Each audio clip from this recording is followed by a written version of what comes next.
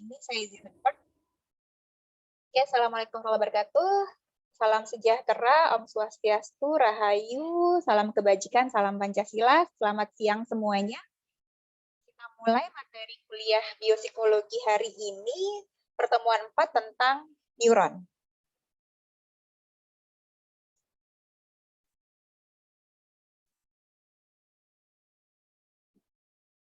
Sebentar.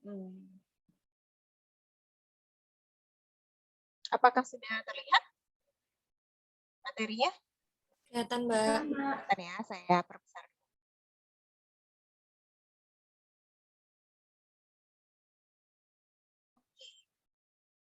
Kita akan bahas tentang neuron. Sebelum masuk tentang neuronnya sendiri, saya akan bahas tentang sel, karena neuron itu adalah salah satu jenis sel ya. Nah, ini ada gambar beberapa jenis sel. Ya. Mungkin yang pernah di kelas IPA atau waktu SMP juga sudah mengenal istilah sel. Ya, sel merupakan unit terkecil dari kehidupan. Maksudnya apa nih gitu ya? Kalau saya tanya ke kalian, unit terkecil dari transportasi itu apa sih? Apa sih yang disebut dengan alat transportasi? Gitu. Contohnya apa? Transportasi. Alat transportasi contohnya apa?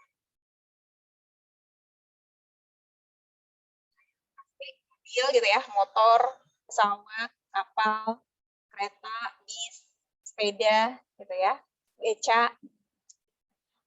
Kalau sepatu roda alat transportasi bukan?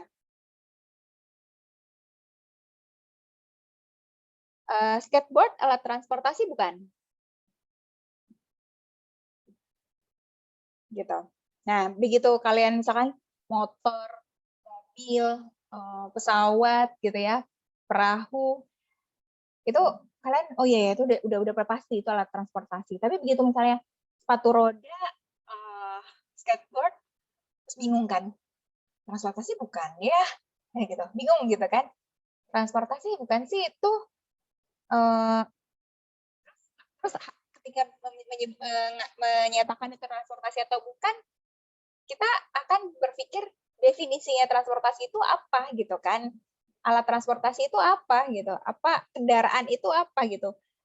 Kaki gitu, kaki kendaraan bukan, gitu ya.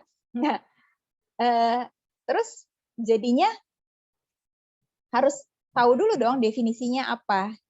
Oh, transportasi atau kendaraan adalah alat untuk memudahkan manusia bepergian ke tempat lain gitu ya, dengan lebih cepat gitu, dan memiliki beberapa komponen.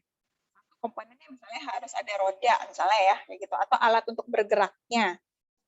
Terus ada selain alat untuk bergeraknya, ada alat penggerak atau kemudinya. Ya, ada apa? Setirnya gitu ya. Nah, kalau dua hal ini terpenuhi baru itu disebut sebagai alat transportasi. Tapi kalau misalnya salah satunya aja, misalkan mobil-mobilan yang di time zone tuh ada setirnya doang, nggak ada rodanya, berarti dia bukan alat transportasi. Atau sepatu roda, skateboard gitu ya, cuman ada rodanya doang tapi nggak ada kemudinya, berarti dia bukan alat transportasi. Sementara sepeda udah ada alat kemudi sama rodanya, berarti dia alat transportasi. Ya gitu. Ya. Nah, berarti unit terkecil dari alat transportasi apa? Ya, yang ada roda sama yang ada alat kemudinya. Misalnya yang alat transportasi paling sederhana apa? Oh, sepeda, karena itu udah paling sederhana gitu. Ya, kalau yang cuma rodanya doang, cuma punya salah satu bagiannya nggak lengkap, berarti dia bukan unit terkecil dari alat transportasi gitu. Nah, balik lagi ke sel, kayak gitu juga tuh. Sel merupakan unit terkecil dari kehidupan. Kalau udah paling mentok, udah yang paling sederhana yang namanya kehidupan, itu minimal adalah sel. Yang lebih kecil dari sel, itu nggak bisa disebut sebagai unit dari kehidupan, unit terkecil dari kehidupan. Ya, harus lengkap nih, sesuatu yang disebut sebagai unit terkecil dari kehidupan, itu harus lengkap. Punya membran, punya cairan, punya inti sel, punya organel sel. Kalau kurang dari itu berarti nggak bisa dibilang sebagai unit terkecil dari kehidupan. Kenapa? Kalau kurang dari itu, dia nggak bisa sepenuhnya hidup sendiri, mandiri. Dia harus tergantung sama yang lain untuk benar-benar hidup. Contohnya apa ya? Yang lagi tenar lah 2 tahun belakangan, virus gitu ya, virus COVID gitu kan salah satu. Ya virus COVID salah satu contoh virus gitu ya. Virus ada banyak banget. Virus itu unit terkecil dari kehidupan bukan? Bukan. Virus bahkan bukan makhluk hidup. Virus bukan organisme. Gitu. Kenapa? Karena virus tuh nggak lengkap untuk memiliki bagian terkecil dari kehidupan. Ya analoginya dengan transportasi, virus tuh kayak skateboard, virus tuh kayak sepatu roda. Dia cuma punya beberapa bagian aja, tapi nggak lengkap untuk disebut sebagai organisme, gitu. Ya, makanya virus ada di sekitar kita, ada di udara, ada di tanah. Selama belum masuk ke dalam sel kita, belum masuk ke sel makhluk hidup, nah itu dia nggak bisa hidup. Dia nggak bisa beraktivitas apapun, nggak bisa makan, nggak bisa bergerak, nggak bisa membelah, ya reproduksi, kayak gitu. Dia kristal namanya, dia benda mati. Kalau dia ada di udara, ada di air, ada di tanah, pokoknya selama dia belum masuk ke dalam sel, ya, dia nggak bisa ngapa-ngapain. Begitu dia udah masuk ke dalam sel apapun ya, dia bisa masuk ke dalam sel bakteri, dia bisa masuk ke sel jamur, dia bisa masuk ke sel tumbuhan atau ke sel manusia, kayak gitu dia baru hidup.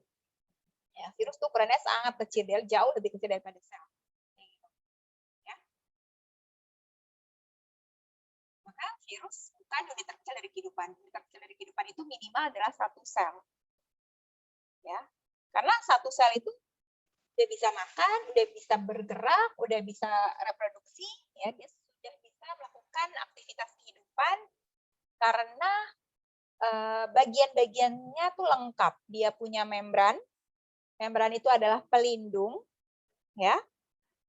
Virus itu nggak punya pelindung. Virus itu punyanya pembungkus. Ya, punyanya pembungkus namanya kapsid ya. Nama pembungkusnya itu kapsid. Ya, pembungkus itu belum tentu melindungi. Ya, misalnya analoginya saya suka kenapa pembungkus itu bukan berarti melindungi, ya pembungkus itu cuma nutupin doang, cuma mengcover gitu, tapi belum tentu sebagai pelindung. Karena kalau pembungkusnya rusak, belum tentu isi di dalamnya rusak. Ya kamu kebungkus kado nih, bungkusan kadonya rusak nih, tapi kan belum tentu dan di dalamnya rusak gitu, karena cuma mengcover, membungkus doang. Tapi kalau melindungi si pembungkusnya rusak, maka di dalamnya itu juga otomatis rusak, kayak dinding rumah. Dinding rumah itu pelindung. Kalau dinding rumahnya rusak, bolong gitu ya, misalnya, berarti rumahnya tuh dibilang hancur. Gitu. Paham ya bedanya pelindung sama pembungkus kayak gitu. Nah, virus tuh nggak punya pelindung. Jadi kalau kapsidnya rusak, virusnya mah nggak masalah, virusnya masih bisa bertahan. Gitu. Ya. Oke. Sementara kalau membran selnya rusak, maka selnya mati. Karena membran sel itu fungsinya sebagai pelindung. Ya. Nah, virus nggak punya membran, virus cuma punya pembungkus yang disebut kapsid tadi. Bahkan virus yang nggak ada kapsidnya pun banyak, gitu ya. Namanya virus telanjang, dia nggak ada pembungkusnya, dia bisa bertahan hidup, gitu ya. Dia bisa selama masih ada di dalam sel. Tapi kalau dia di luar sel ya dia mati, gitu. Nah, cairan sel jelas atau nama lainnya sitoplasma, virus nggak punya sama sekali. Inti sel itu adalah otaknya sel gitu ya, nukleus kita sebutnya. Di dalam inti sel itu ada, kemarin kita udah belajar ya, ada materi genetik yang namanya DNA dan RNA. Ada 2 materi genetik, walaupun kemarin kita belajarnya cuma lebih banyak ke DNA karena penurunan sifat itu adanya di DNA. Tapi selain DNA ada RNA-nya. Kalau kemarin ingat, DNA itu arsiteknya untuk membuat suatu sifat, membuat suatu protein, itu arsiteknya DNA, tapi kuli bangunannya itu RNA. Yang bikin yang punya rancangannya kan DNA, tapi yang bantuin rancangan itu bisa terjadi ya, itu RNA. Nah, 2 materi genetik ini harus lengkap. Nggak bisa bisa cuma DNA saja atau RNA saja. Lengkap itulah yang membuat terjadinya bisa jadi reproduksi, bisa jadi bentuk kehidupan, ya. Itu adanya di sel. Sementara kalau virus, dia punya cuma salah satu. Virus DNA cuma punya DNA saja, dia nggak punya RNA, maka dia akan ngambil RNA dari inangnya, dari sel. Atau kebalikannya, virus RNA hanya punya RNA saja, dia akan membajak DNA-nya sel yang dia parasitin, ya, yang inangnya gitu. Virus COVID itu contoh virus yang RNA saja, ya, dia nggak punya DNA. Makanya karena RNA itu strukturnya jauh lebih pendek daripada DNA, begitu terjadi mutasi di RNA-nya, gampang banget berubah jadi mutan baru. Makanya virus COVID itu gampang banget bermutasi. Ya, udah Delta, udah apalagi sekarang udah Mu ya, Mu apa sih namanya yang terbaru? Gitu. Ya. Terus organel-organel sel. Kalau pernah dengar ada yang namanya ribosom, ada yang namanya mitokondria, ada yang namanya lisosom, ada yang namanya badan Golgi, gitu ya. Itu nanti kita bahas satu persatu bentuknya dan fungsinya, gitu. Virus nggak punya semua itu. Ya, itu dia. Makanya sel adalah unit terkecil dari kehidupan karena dia punya lengkap. Ya, kalau cuma nukleus doang, nggak ada yang lain-lain, berarti bukan sel. Wah, harus lengkap. Ya, virus juga nggak lengkap, berarti dia bukan unit terkecil dari kehidupan. Ya, jadi sel satu doang dia bisa hidup, sel sendiri aja bisa hidup, nggak perlu yang lain dia bisa hidup. Tapi virus nggak bisa dia hidup sendirian, dia harus masuk ke dalam inang, ya, ke dalam sel, ya, ke dalam sel, baru dia bisa hidup, kayak gitu, ya. Selain yang uniseluler, sel yang uniseluler berarti sel yang hidup sendirian kayak sperma gitu, dia bisa tuh bergerak sendiri, ovum kayak gitu ya, dia bisa kalau di manusia gitu. Terus ada apa namanya, sel-sel bakteri yang uniseluler juga banyak gitu kan, tapi ada juga sel yang multiseluler ya, kayak tubuh manusia ini terdiri dari miliaran sel, itu berarti multiseluler. Yang banyak. Oke. Jadi kita nggak bisa ngomongin neuron kalau kita belum kenal tentang selnya dulu secara keseluruhan, secara umum. Nah, ini sel tubuh sel manusia atau human cell. Farhan tadi saya absen nggak, Farhan? Farhan. Ini saya baru lihat chatnya. Teman-teman,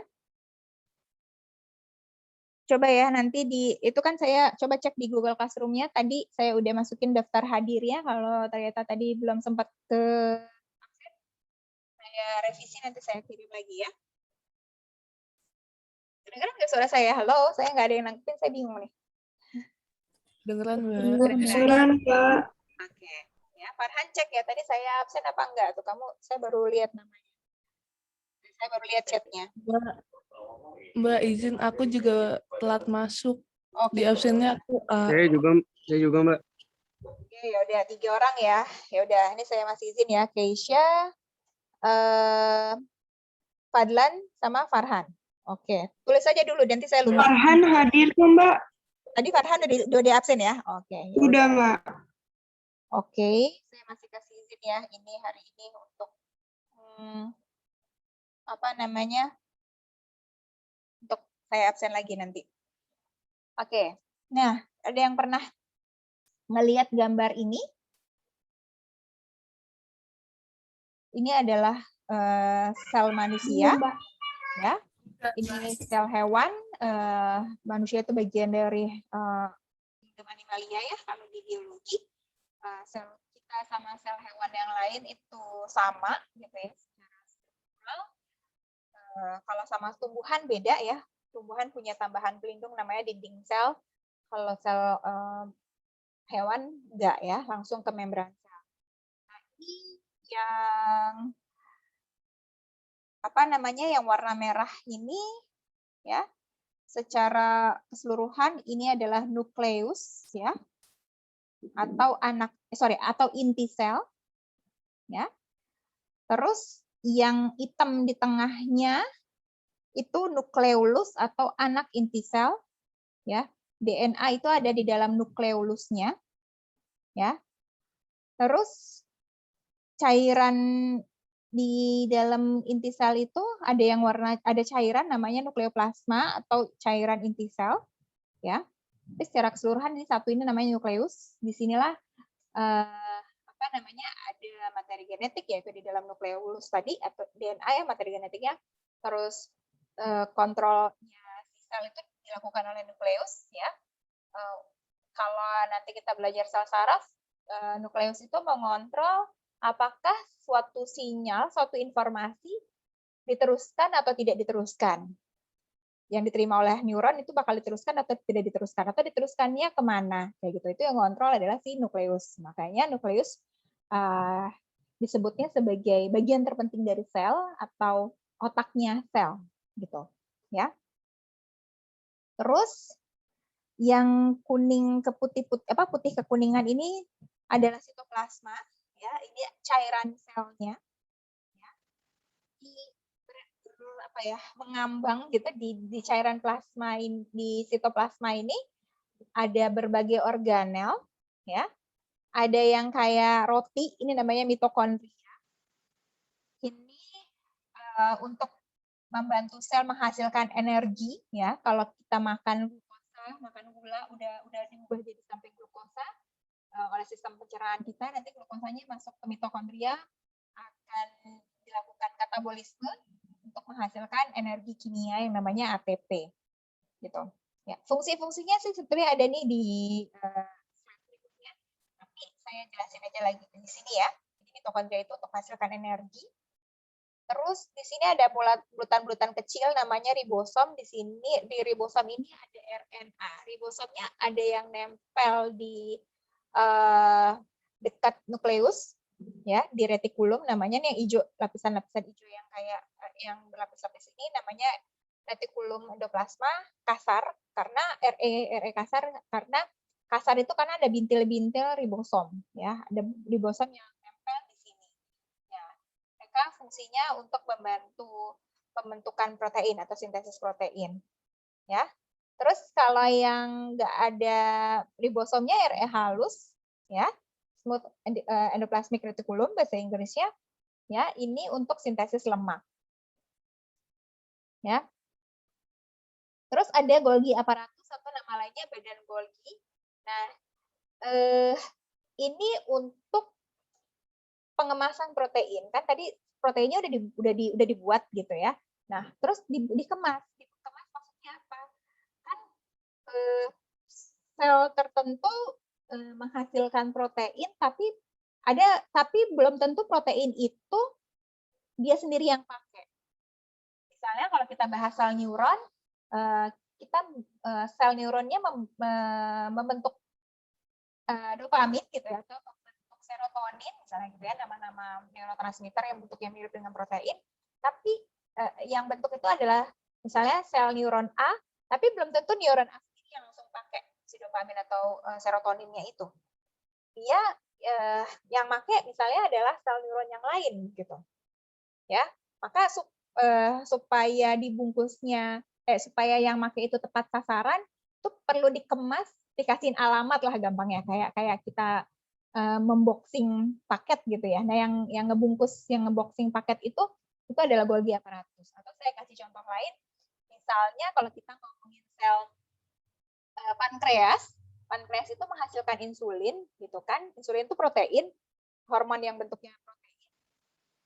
Nah, insulin itu dipakai oleh yang menggunakan insulin itu nanti adalah pembuluh darah gitu. Untuk si insulin itu kerjanya kan mengubah kelebihan kadar glukosa yang di darah menjadi gula otot gitu ya.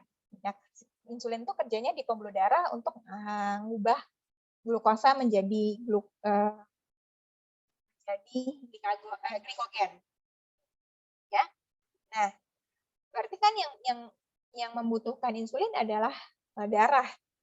Pankreasnya sendiri nggak butuh insulin, tapi supaya insulin itu tepat sasaran, nyampe ke pembuluh darah dengan benar, maka perlu dibungkus.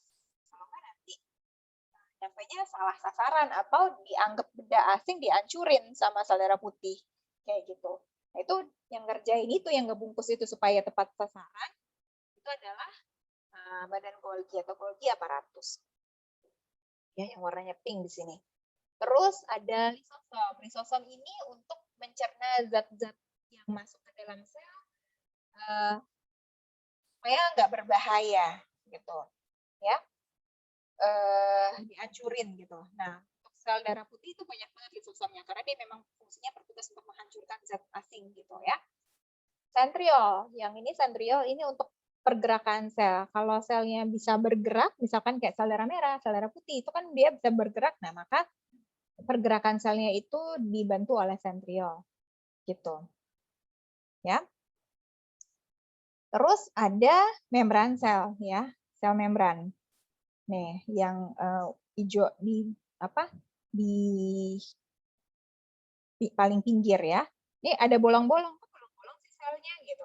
Ya, karena ini buat keluar masuknya zat, ya, glukosa misalnya masuk gitu ya, untuk diolah jadi energi. Gliserol gitu ya, asam amino masuk kan, atau protein yang udah jadi dikeluarin gitu ya, O2, CO2 keluar dan masuk gitu. Ini bolongan-bolongannya beda-beda tempatnya. Nanti kita akan lihat di membran selnya sendiri, struktur membran selnya. Nah, ini tabel fungsi dari membran sel ya. Secara umum sudah saya jelaskan ya, membran sel tadi tempat keluar masuknya zat, pelindung sel gitu ya. Nah, terus ini palingnya belum saya sebutin peroksisom. Peroksisom itu nggak semua sel punya ya, khususnya sel hati yang punya, karena memang fungsinya untuk menguraikan H2O2 hidrogen peroksida menjadi air dan oksigen supaya nggak beracun tuh H2O2-nya. Ya, sitoskeleton bentuknya mirip sama kayak sentriol, tapi dia fungsinya kayak tulangnya sel supaya selnya bentuknya nggak berubah-berubah. Ya, vakuola sama plastida itu nggak boleh dibilang hampir, plastida jelas nggak ada di sel hewan karena itu untuk tempat fotosintesis, yang punya itu adalah sel tumbuhan. Ya. Vakuola ada di sel hewan tapi dia kecil dan dia kayak tempat penyimpanan sementara. Ya, di neuron ada tuh vakuola ya, kalau supaya tempat penyimpanan sementara setelah dibungkus sama badan Golgi, misalkan protein tertentu sebelum dikeluarkan, nah itu ditaruh di vakuola, ntar dikeluarkan kayak gitu. Ya, tapi kalau di tumbuhan, sel tumbuhan vakuolanya besar, bahkan lebih besar daripada inti selnya, karena dia buat tempat penyimpanan zat ya. Tumbuhan itu kan tempat penyimpanan misalnya cadangan makanan yang dia buat, karena kan kalau tumbuhan bikin makanannya sendiri, jadi cadangan makanannya disimpan di vakuola. Gitu.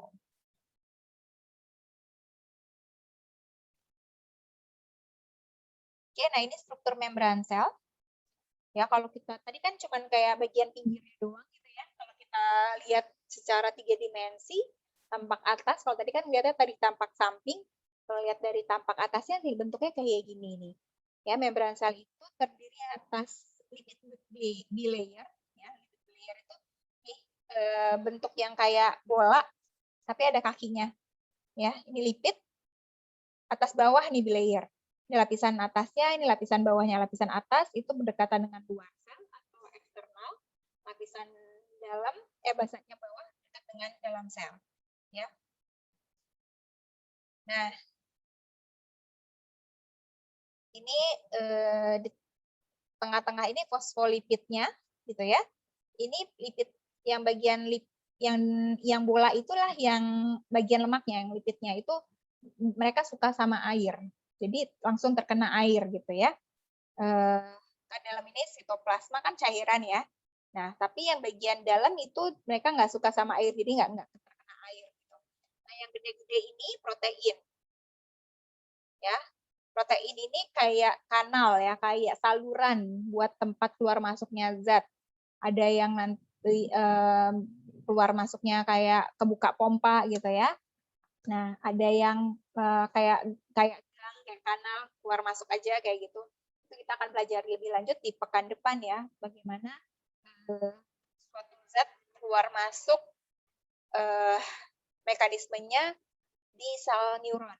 Ya, kita nggak akan ngomongin transportasi zat secara umum, tapi kita akan ngomongin khusus mengenai bagaimana neuron mengantarkan impuls ya, secara kimia maupun secara listrik.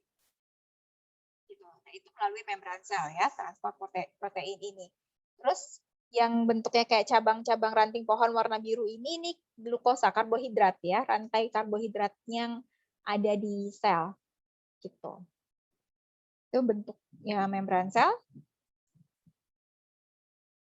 Terus sel memperbanyak diri dengan cara pembelahan. Buat apa sih pembelahan sel gitu ya? Yang pertama adalah kita kan tumbuh nih, potong rambutnya tambah panjang itu karena pembelahan sel. Potong kuku, tumbuh lagi kukunya itu karena pembelahan sel. Terus kamu luka, terus kegores gitu kan, keluar darah, nah itu kan berarti ada sel-sel darah yang keluar harus diisi lagi kan, harus ukurannya harus sama lagi kan. Nah, itu juga regenerasi gitu ya, diperbaiki sel-sel yang rusaknya supaya lukanya hilang kayak gitu. Nah, itu regenerasi itu dilakukan dengan pembelahan sel serta reproduksi ya. Kita memproduksi yang perempuan memproduksi ovum, yang laki-laki memproduksi sperma yang nantinya ketika bersatu akan jadi zigot, jadi individu baru. Nah, itu juga dilakukan dengan cara awalnya adalah pembelahan sel ya. Nah, pembelahan sel ada dua jenis, ada yang secara mitosis, ada yang secara meiosis. Saya ngomongin secara garis besar aja. Mitosis itu dilakukan untuk seluruh sel tubuh, sel kuku kita, sel rambut, sel darah, sel tulang, tambah tinggi gitu ya, sel saraf ya, melakukan pertumbuhan dan regenerasi dengan cara mitosis. Ya, mitosis itu satu kali pembelahan anaknya cuma ada 2, terus anaknya bakalan 100% hidup dengan induknya. Sementara kalau meiosis, karena meiosis itu terjadi 2 kali, jadi 1 membelah jadi 2, 2 membelah lagi jadi 4. Jadi hasil dari meiosis itu 4 anakan dan materi genetiknya setengah darinya. Gitu. Ya. Kan kemarin udah belajar ya, kalau mitosis sel kuku kita 46 kromosom tambah panjang hasil dari pembelahan mitosis, sel kuku yang baru itu tetap 46 kromosomnya. Tapi kalau ovum atau sperma setelah melakukan meiosis, jumlah kromosomnya berkurang setengah, jadi 23. Ya. Kenapa ya? Karena nanti bakalan fertilisasi, nanti tambah lagi 23, tambah 23 jadi 46 lagi pas saat jadi zigot. Tapi pas di ovumnya saja atau di spermanya saja setengah jumlah kromosomnya yaitu 23. Gitu. Ya. Kalau tetap 46 ntar pas fertilisasi 46 tambah 46 jadi 92 dong. Gitu ya. Kemarin kita lihat kelebihan satu kromosom aja jadi Down syndrome, mudah mutasi yang banyak perubahannya gitu kan, banyak gangguannya gitu. Kalau 46 ya nggak hidup gitu ya, nggak bisa dilahirkan, aborsi. Oke. Sebelum saya lanjut tentang neuron atau sel saraf, ada pertanyaan nggak tentang sel secara umum?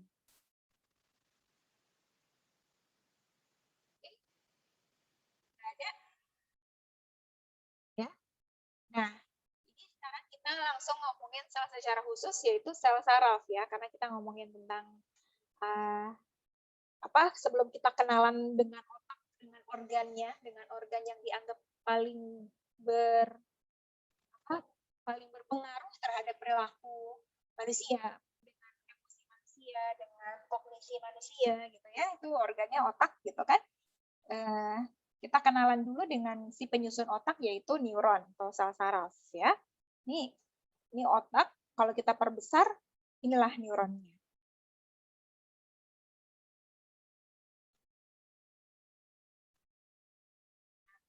Ya, kalau diperbesar lagi dan ini jadi satu skema neuron ya. Jadi neuron itu sel yang bentuknya kayak bintang gitu ya, banyak serabut-serabutnya gitu.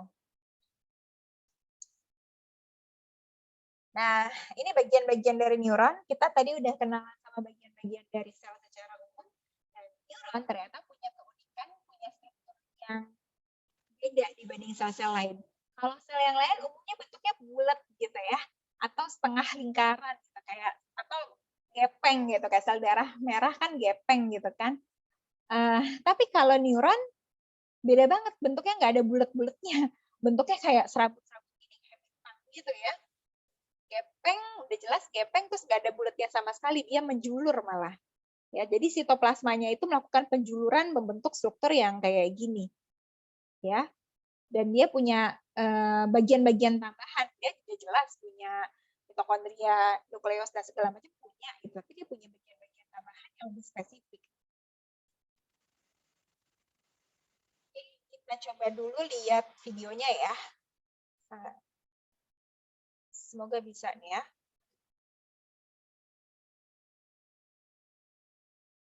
Kita kenalan dulu sama selnya ya.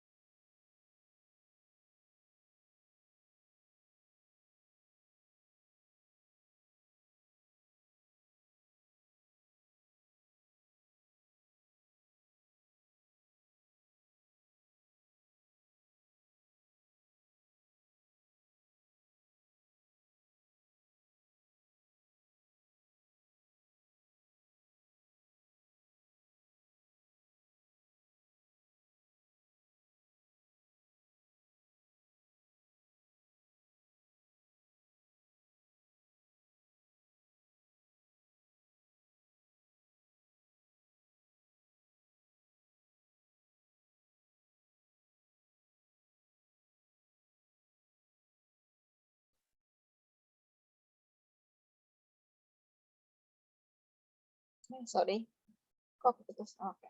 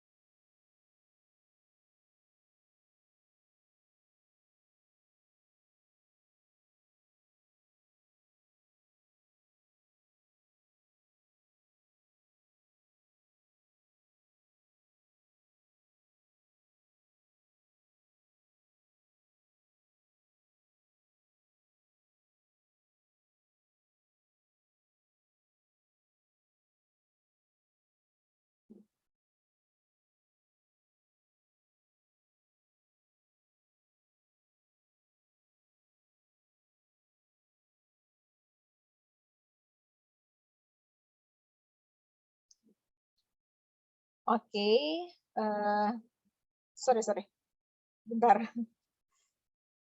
kok masih sih? Oke, ya, sudah ada ya. Sekarang kita lihat yang neuron.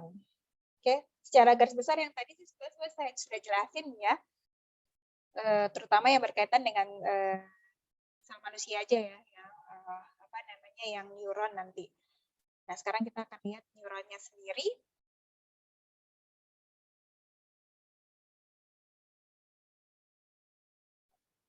Bentar.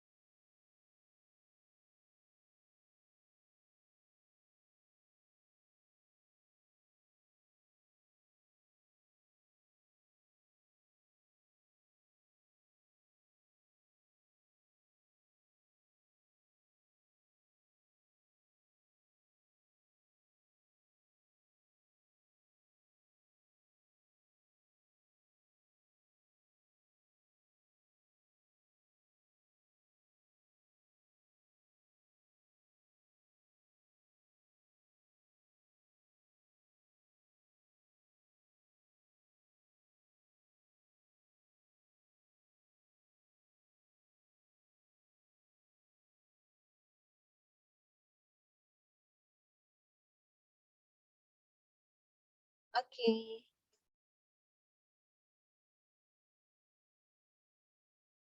Ya, tadi udah. Ya, walaupun mungkin agak kurang kedengaran atau apa, nanti kalian bisa dengar lagi ya. Tapi itu sedikit perkenalan dengan neuron. Selanjutnya kita bahas balik lagi.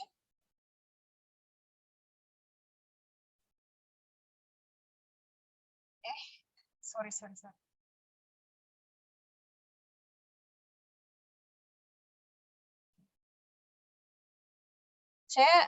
tadi udah nge-share ke PPT-nya lagi belum? Ini PPT kan ya?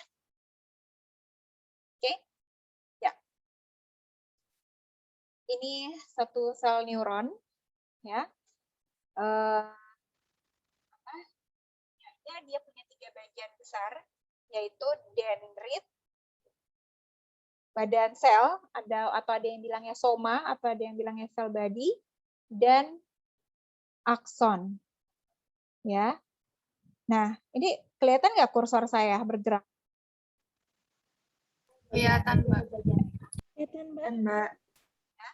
Yang disebut dengan dendrit, ini semua nih ya, yang ungu-ungu, kayak cabang-cabang ranting pohon gitu ya, kayak ranting pohon yang ungu-ungu, yang apa sih?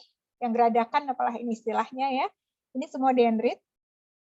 Terus badan sel ini yang ungu di tengah ini, yang di dalamnya ada nukleus. Ini badan sel. Ya. Nah, akson ini yang juluran panjang mulai dari sini.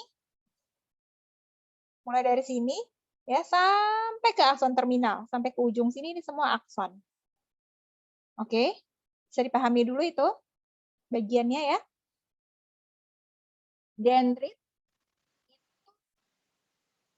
ada kata de di sini ya, depan ya, gampangnya biar kalian gampang ngafalinnya. Dendrit itu depan ya, D. Dendrit itu pintu depan, akson atau nama lainnya akson itu neurit, itu pintu belakang. Jadi sel itu kayak bis, anggap aja kayak bis yang punya 2 pintu, pintu depan yang dekat supir, itu tempat masuk, pintu belakang ya itu tempat keluar. Harusnya kan kalau kita naik bis yang bagus tuh seperti itu ya. Pintu depan tempat masuk, pintu belakang tempat keluar. Nah, neuron juga kayak gitu. Dendrit ini sebagai pintu masuk, itu dia fungsinya adalah untuk menerima informasi dari neuron lain. Gitu. Ya. Jadi informasi, sinyal listrik, sinyal kimia gitu ya, masuknya melalui dendrit. Ya.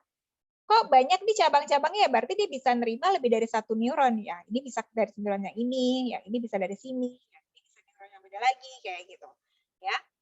Nah, sementara akson ini tempat keluarnya impuls atau informasi ya, atau sinyal listrik, sinyal kimia. Di sini terutama di ujung akson. Ini juga bercabang-cabang, ini bisa buat yang ke sini, yang ke sini, ke sini kayak gitu. Ya. Jadi dendrit tempat menerima informasi baik secara kimia maupun listrik, akson untuk menyampaikan informasi tersebut ke neuron yang lain. Gitu. Nah, di tengah-tengahnya di antara dendrit dan akson ini ada sel body ya, yang isinya adalah nukleus.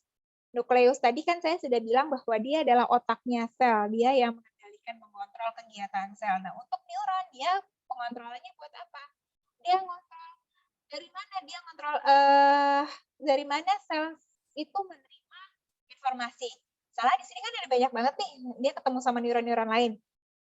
Dia oke, dendrit yang ini gitu ya, yang kanan atas kamu terima informasi ya, yang kanan bawah jangan dulu ya, kayak gitu misalnya. Dia bisa terima itu, atau oke, akson yang ujung sebelah sana, yang ujung atas kamu sampaikan ke neuron yang A ya, gitu. Yang ujung bawah udah nggak usah terima, nggak usah nyampein dulu, gitu. Jadi dia yang ngatur itu semua, gitu. Atau cepetan, lebih cepat lagi kalian terima sinyalnya, lebih cepat lagi kalian sampaikan sinyalnya. Ini lagi butuh cepet nih, kayak gitu. Itu yang mengontrol itu semua nukleusnya. Gitu. Oke. Nah, akson sendiri ya, ini bukan cuma sekedar akson doang nih, di sini ada bagian-bagiannya ya. Ada yang namanya myelin, ada yang namanya nodus Ranvier, ada yang namanya sel Schwann ya. Sel Schwann ini sebetulnya dia bukan cuma sekedar bagian dari neuron, tapi dia adalah asistennya neuron. Dia itu sel sendiri yang tapi dia nempel di neuron, dia membantu neuron. Jadi neuron itu sebagai sel paling penting di tubuh kita karena dia adalah penyusun organ paling penting di tubuh kita, nyusun otak gitu. Otak adalah organ paling penting. Nah, otak yang menentukan apakah individu itu masih hidup atau sudah mati. Kalau otaknya mati, ya individunya udah mati. Tapi kalau otaknya masih hidup, berarti individunya masih hidup. Walaupun jantungnya sudah berdenyut, kayak gitu.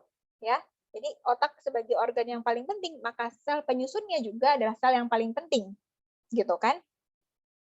Ya, nah, karena sel adalah sel neuron adalah sel yang paling penting di tubuh kita, maka sel neuron ini dia kalau kerja dia benar-benar nggak bisa sendirian, dia harus dibantu oleh sel lainnya. Jadi sel neuron itu adalah sel yang punya banyak pembantu, ya.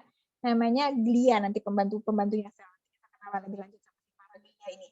Salah satu glianya adalah sel Schwann. Ya. Sel Schwann ini ngebantu apa? Berfungsi sebagai apa gitu? Sebagai kokinya. Saya nyebutnya biar kalian gampang sebagai koki karena dia menyediakan makanan buat neuron. Neuron nggak usah repot-repot nyari makanan buat energinya dia kayak gimana, itu udah dilakukan oleh sel Schwann. Sel Schwann yang ngasih makanan buat dia, kasih energi buat dia melakukan aktivitas. Gitu, itu sel Schwann. Ya yang kuning ini. Yang oranye ya, yang oranye. Nah, yang kuning ini kayak gelondongan sosis gitu ya, kayak pembungkus gelondongan sosis itu adalah selubung mielin, ya.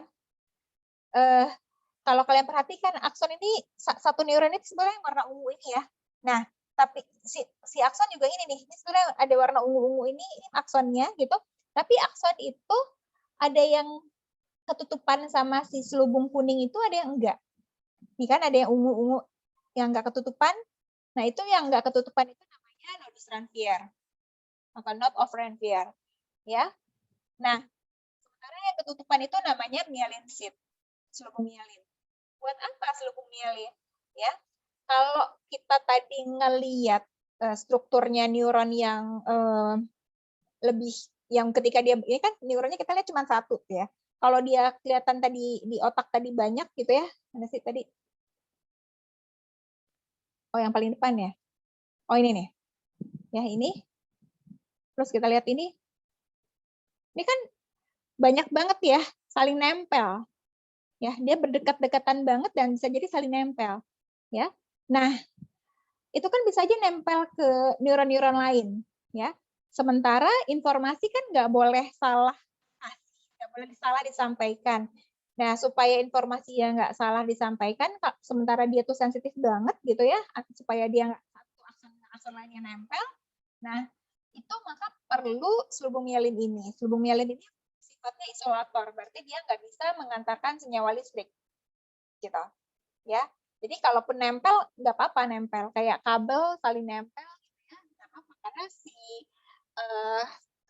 kabel itu kan dilapisin sama bahan yang isolator, kayak gitu. Ya. Nah, jadi nggak berbahaya gitu. Jadi informasinya nggak bakal salah. Udah gitu biar cepet informasinya bergerak. Karena informasi itu, ya sinyal listrik, informasi itu berupa sinyal listrik, itu akan udah sampai sini nih dari dendrit, keterima oleh nukleus bilang harus dianterin ke sini misalnya ya. Nah, itu informasinya akan loncat-loncatan. Tek, tek, tek, tek, terus sampai sini. Ya, dia loncat-loncat. Dia loncat-loncat itu jalannya jadi lebih cepat dibanding kalau dia jalan lurus. Kalau dia jalan lurus nih pelan baru sampai sini gitu ya. Sementara misalkan kalau dia jalan ini 1, 2, 3, 4, 5. Tuh, 5 detik misalnya. Tapi kalau dia loncat, hap, 1 detik. Jadi lebih cepat. Ya. Dia loncat lebih cepat nih. 5 detik udah sampai sini. Tapi kalau jalan nih 5 detik baru sampai sini. Gitu. Jadi untuk mempercepat jalannya impuls saraf. Itu fungsinya nodus transfer yang tidak dilindungi oleh myelin sheath. Jadi gitu. Ya, jadi myelin sheath-nya ngebungkus supaya jalannya jalannya impuls saraf itu nggak jalan lurus gitu. Jadi supaya dia loncat-loncatan. Ya, gampangnya gitu deh. Dan akson terminal itu adalah akson ujung untuk terjadinya nanti keluarnya impuls listrik atau kimia dari satu neuron ke neuron lain. Di sini di belakang sini ada dendrit lainnya nih. Nah, jarak antara satu akson dengan dendrit berikutnya itu namanya sinapsis, ya. Jadi sinapsis itu kayak gang antara neuron. Ya, nanti kita belajar kenalan sama sinapsis lebih lama, lebih detail pekan depan ya, tentang pada saat kita ngomongin bagaimana neurotransmitter dan sinyal listrik berpindah dari satu neuron ke neuron lain. Ini fungsi bagian-bagian sel yang tadi sudah saya sebutkan secara umum. Sudah saya jelaskan tadi ya, ini kalian bisa tinggal baca lagi. Oke, ada pertanyaan nggak? Bingung nggak? Saya berusaha menjelaskan dengan simpel sih ya. Tapi kalau ada yang, Mbak bingung Mbak tadi maksudnya apa? Itu boleh silahkan tanya gitu ya. Nah, terus kita bedakan neuron berdasarkan bentuknya, satu berdasarkan bentuknya, nanti yang kedua berdasarkan fungsinya. Ya. Nah, kalau berdasarkan bentuknya ada neuron unipolar, ada neuron bipolar, dan ada neuron multipolar. Ya. Kalau neuron unipolar, dia cuma punya akson, tapi dia nggak punya dendrit. Kayak gitu. Ya. Berarti dia itu adalah neuron yang paling dekat dengan dengan misalnya neuron yang ada di permukaan kulit. Ya, neuron yang paling awal menerima sensasi. Itu neuron unipolar. Apa neuron yang ada di belakang retina kita itu juga unipolar, ya karena dia pertama kali mendapatkan sinyal. Dia belum nerusin, dia dapetin sinyal itu langsung dari luar, nggak dari neuron lainnya. Berarti kan ya dia nggak perlu dendrit dong, kan dendrit nerima sinyal dari neuron lain. Kalau dia langsung dari luar tubuh kita, misalkan di permukaan kulit, oh nerima panas gitu, pertama kali dia yang nerima panas, ya dia nggak perlu dendrit. Yang pertama kali dia cuma nyampain aja ke neuron yang lain. Oke. Neuron secara fungsional kita sebutnya neuron sensorik ya, yang menerima informasi pertama kali dari luar. Gitu. Oke. Walaupun neurosensorik ada nggak cuma yang di tepi doang ya, ada yang di tengah-tengah juga ada. Tapi yang paling banget dari luar, misalnya neuron dari di belakang retina mata, neuron di permukaan kulit, gitu, neuron di lubang hidung tuh mencium aroma, neuron yang ada di permukaan lidah, gitu ya, itu unipolar karena dia yang pertama kali menerima informasi. Dia nggak punya dendrit. Terus kalau neuron bipolar itu neuron ini paling banyak nih neuron yang dia nerima informasi terus ngasih ke temennya yang lain kayak gitu. Jadi dia punya satu akson, punya satu dendrit. Nah, kalau neuron yang multipolar dia punya satu akson, banyak dendrit. Ya, jadi dia nerima informasi dari banyak tempat untuk dikasih ke satu akson.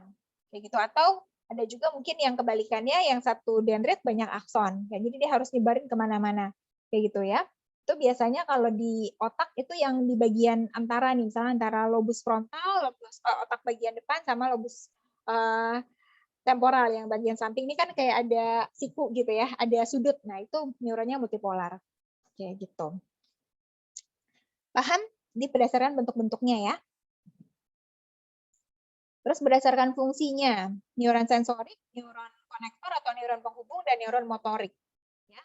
Nah, neuron sensorik itu fungsinya, nah tadi saya bilang ada yang nggak punya dendrit, yang paling ujung tuh nggak punya dendrit, ada yang punya dendrit, berarti dia nggak di ujung banget gitu ya.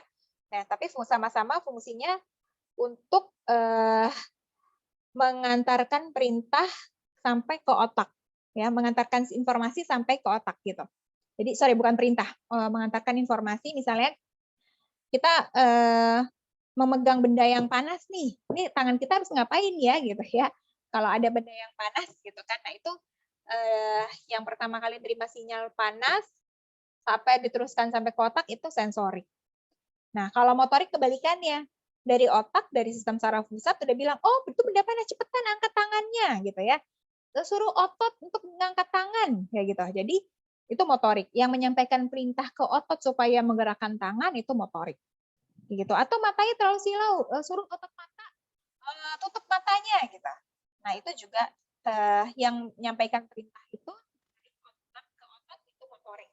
Kalau konektor penghubung antara sensorik dengan motorik, penghubung antara sensorik dengan sensorik atau motorik dengan motorik. Mereka cuma ngubung-ngubungin doang. Gitu ya. Ini yang bentuknya kebanyakan bipolar ya. Kayak gitu. Ini tabelnya ya. Jadi dendrit sensoriknya fungsi dendritnya menerima rangsangan reseptor. Sementara neurit nama lainnya akson ya, kayak gitu. Jadi kalau penghubung ya sama-sama pendek gitu ya. Kalau buat apa orang cuma ngasih informasi doang, dan sama neuritnya cuma sama-sama pendek. Kalau sensorik sama-sama panjang karena harus nyampein sinyal. Kalau motorik dendritnya pendek, neuritnya panjang karena dia harus ngasih informasi ke otot ya. Jadi akson atau neurit lebih panjang. Kayak gitu, itu fungsinya. Nah, ada beberapa variasi neuron, misalnya Purkinje cell di cerebellum, di otak kecil, bentuknya kayak gini, dendritnya banyak banget ya, aksonnya 1, gini ya. Bipolar cell di retina mata, ya. Jadi di belakang yang unipolar, terus belakangnya lagi ada bipolar cell, gitu ya. Kayak gini. Terus ada neuron di kulit, sensori neuron di kulit menuju ke tulang. Ini yang bentuknya biasanya yang kayak untuk merasakan gatal, merasakan sakit ya. Ini bentuknya jadi banyak cabangnya kayak gitu. Ya, ini macam-macam. Ini di cerebral cortex kayak gini bentuknya ada kayaknya garis di lebah gitu ya. Bisa di lebah kayak gini bentuknya. Jadi macam-macam variasi neuron. Ya. Nah, ini kita tadi kan jadi sinyal itu, pesan itu gitu atau informasi itu arahnya satu dari dendrit ke akson. Ya. Nah, kita perbesar di sini aksonnya antara satu akson ke dendrit lainnya ada yang tadi kita sebut sebagai sinapsis gitu ya. Ini sinapsisnya yang di antara satu akson dengan dendrit berikutnya. Ya.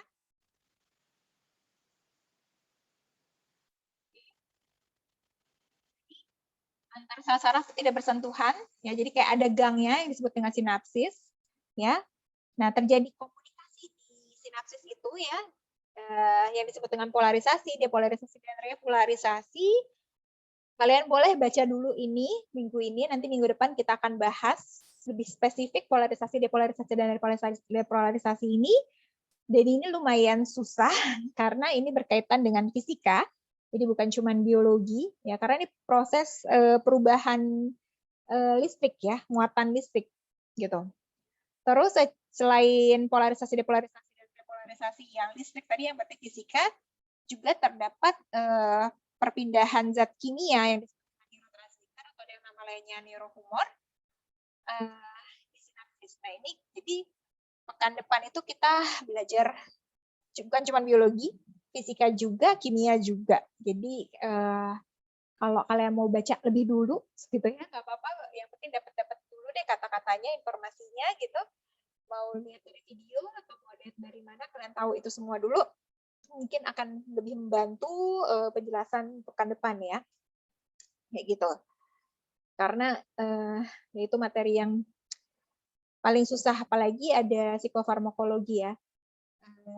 Berkaitan dengan obat-obatan, zat-zat kimia yang ada di saraf. Ya. Nah, ini bentuk sinapsis ya. Ini gang antara. Nah, satu neuron ke neuron lainnya dibagi jadi 3 bagian ya. Yang dekat dengan akson dari neuron yang depan itu disebut presinaps. Terus sinapsnya sendiri adalah si gangnya, sama yang dekat yang berada di bagian dendrit untuk neuron yang di belakangnya disebutnya postsinaps. Jadi pre itu sebelum sinapsis, terus postsinaps. Post itu setelah gitu. Nah, ini zat-zat yang bulat-bulat kecil ini yang pindah ini adalah neurotransmitter yang kalau tadi ini bulatan besarnya apa? Ini bulatan besarnya adalah vakuola yang ngebungkus si neurotransmitternya. Gitu. Terus dia akan pindah bentuknya itu sesuai dengan apa? Kalau bulatan nanti diterima sama yang bentuknya kayak bulatan juga. Kalau yang segitiga diterima segitiga, jadi spesifik supaya dia nggak salah masuk. Oke, ada pertanyaan tentang neuronnya itu sendiri?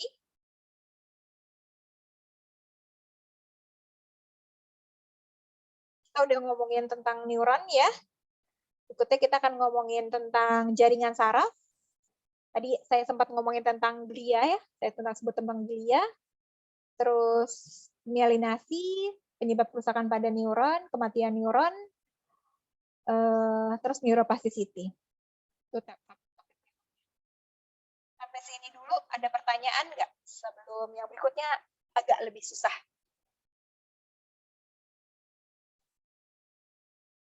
Kita sampai jam berapa sih? 1:30, berarti 3 SKS. Berapa sih? 2 jam setengah ya? Jam 4 ya? Sampai jam 4, Mbak. Jam 4 ya? Oke. Nih. Ada pertanyaan nggak? Saya stop di sini dulu sampai sinapsis. Mungkin saya ngejelasinnya kecepatan, saya ngejelasinnya pakai bahasa planet, gitu kalian masih kurang paham. Silakan loh, boleh. Atau kalian pernah dengar sesuatu yang mau ditanyain berkaitan sama neuron?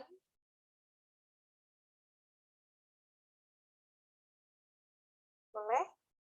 Silahkan.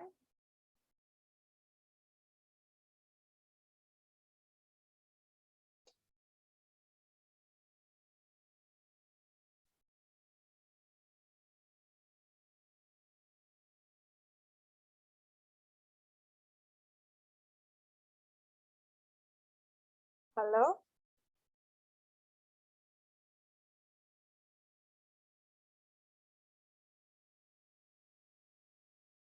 Nggak ada nih.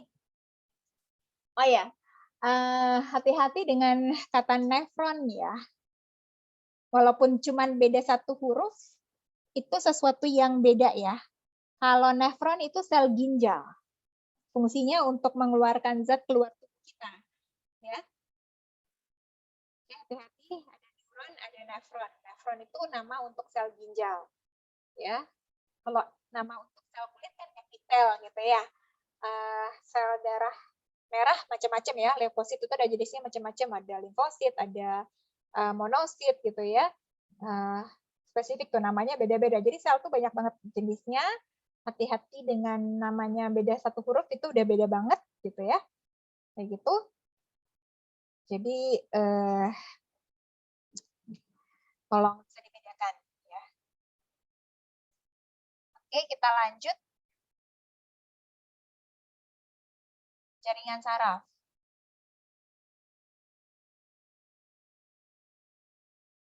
Ini saya ibaratinnya gini. Kan kalau kalian nih tinggal di perumahan gitu ya, tinggal di kampung, tinggal di perumahan, satu rumah kan disebutnya. Itu berarti satu rumah tuh anggaplah kita namanya neuron. Nah, kalau rumahnya ada banyak, ada sekitar misalnya berapa rumah, itu disebutnya kan RT gitu ya. Nah, sama, neuron juga gitu. Kumpulan neuron, kalau satu sel saraf namanya neuron, kumpulan sel saraf namanya ganglion. Gitu. Ya, itu RT-nya tuh, ganglion sama dengan RT. Terus RT kan ada kumpulannya lagi tuh. Ya. Kumpulan RT disebutnya RW gitu ya. Biasa sekitar belasan RT jadi satu RW gitu kan. Nah, sama kumpulan ganglion itu jadi namanya ganglia. Oke, paham ya? Bisa ngebedainnya? Kayak gitu. Jadi ada neuron satuan, kumpulan neuronnya namanya ganglion, kumpulan ganglionnya namanya ganglia. Ya. Nah, Kalau udah ngomongin ganglion dan ganglia, berarti sudah bentuknya namanya jaringan. Jaringan itu adalah kumpulan sel yang sama, yang fungsinya sama, yang strukturnya sama, yang apa? Karena kan sel, terutama sel di tubuh manusia kan sifatnya tidak uniseluler ya, dia multiseluler, dia gabung dengan sesama selnya gitu ya. Nah, jadi jaringan itu adalah kumpulan sel yang bentuk dan fungsinya sama. Kayak gitu. Ya. Nah, terus tadi saya bilang karena neuron itu adalah sel paling penting di tubuh kita, gitu. Jadi dia nggak bisa bekerja sendirian. Satu neuron aja, jadi dia banyak pembantunya, gitu ya. Satu neuron aja nih, satu neuronnya warna biru nih, dia punya banyak pembantu nih. Ada 3 yang warna hijau, gitu ya. Si warna hijau tuh membentuk myelin sheath, berarti di sini di tengah-tengahnya itu berarti ada sel Schwann lagi, gitu ya. Ada sel astrosit yang warna merah, ada mikroglia yang warna kuning tuh, ada banyak banget tuh sel yang ngebantu satu neuron, minimal sekitar 10 ya. Jadi satu neuron itu dibantu oleh 10 glia ya. Jadi glia itu bukan neuron, glia fungsinya tidak mengantarkan sinyal tapi membantu neuron untuk melakukan tugas. Jadi jumlah glia dan neuron, satu neuron, jadi kan glia banding neuron, 10:1, berarti satu neuron dibantu oleh 10 glia, kira-kira. Oke. Nah, ada apa aja? Ada sel Schwann, tadi udah kenalan, sel Schwann itu adalah pembantu yang bentuknya adalah koki, gitu ya, dia ngasih makanan buat neuron. Ada oligodendrosit, ada mikroglia, ada astrosit, ada epidermal cell. Ya. Tadi yang sel Schwann nggak perlu disebutin lagi, sudah tadi ya. Nah, coba dibaca dulu. Saya kasih analogi yang gampang tadi kalau sel Schwann itu adalah koki. Sekarang kalau yang kayak buat keamanannya gitu, yang mana? Buat kayak satpamnya siapa tuh? Satpamnya neuron.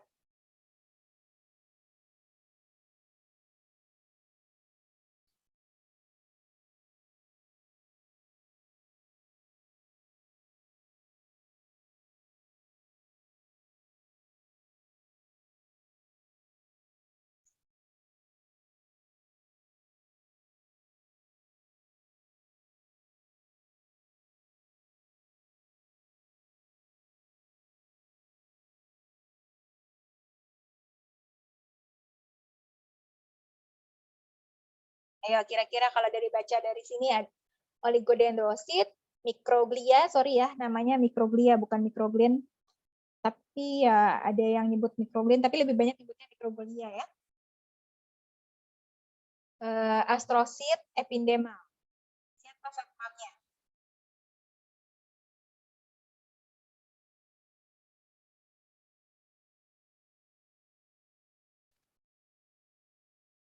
Ya. Kan kalau kokinya tadi sel Schwann. Kalau satpamnya kira-kira siapa? Tahu nggak? Mikroglia ya. Kenapa? Karena dia sel kekebalan. Dia bisa pindah tempat nih. Gambarnya yang sorry. Nah, tadi. Nih, mikroglia. Gambarnya yang nih, yang kuning ini nih. Dia bisa bergerak-gerak, dia nggak nempel, dia bisa pindah-pindah tempat. Dia muter-muter gitu ya di sekeliling neuron. Kalau ada benda asing, kalau ada virus, ada bakteri, dia makanin. Gitu. Jadi neuron kan biasanya kalau sel tubuh kita yang lain yang jadi tentaranya itu sel darah putih ya, leukosit ya. Nah, neuron bukan cuma leukosit yang ngejagain. Leukosit juga ngejagain, tapi di sawar otak ya, nanti kita ketemu sama sawar otak beberapa pekan lagi. Cairan di otak ya, cairan di otak yang berfungsi sebagai pelindungan sawar otak, pelindungan otak gitu. Tapi neuron di antara otak itu kan ada organ, di antaranya sendiri itu aja ada penjaganya sendiri gitu. Itu adalah si mikroglia.